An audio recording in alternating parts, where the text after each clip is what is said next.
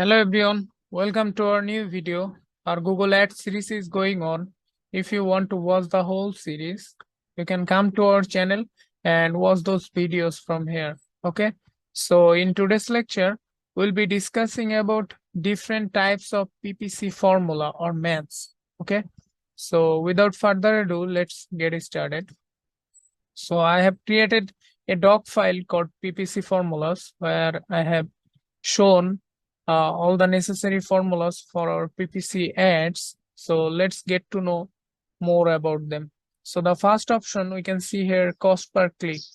So cost per click CPC is equal to total cost divided by total number of clicks. The next one is cost is equal to average CPC into total clicks. And the next option is cost per milli CPM is equal to total cost divided by 1000 impressions. And the next one is cost per conversion is equal to total cost divided by total number of conversions.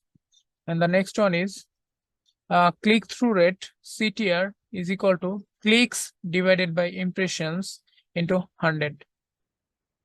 Average CTR is equal to total number of clicks divided by total number of impressions into 100.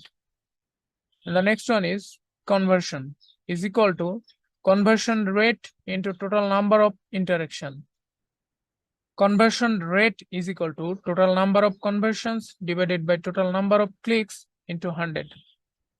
The next one is return on ad spend, ROAS, is equal to total revenue by total cost.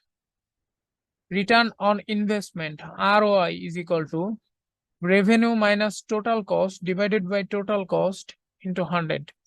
And the last one is total revenue is equal to average conversion value into total number of conversions. Okay, so I will share this doc file with you so that you can use those formulas as per your requirements. Okay, so yeah, that's it for this video. Hopefully you have understand what are those PPC formulas, and if you like our video, then you can subscribe our channel. And yeah, that's it.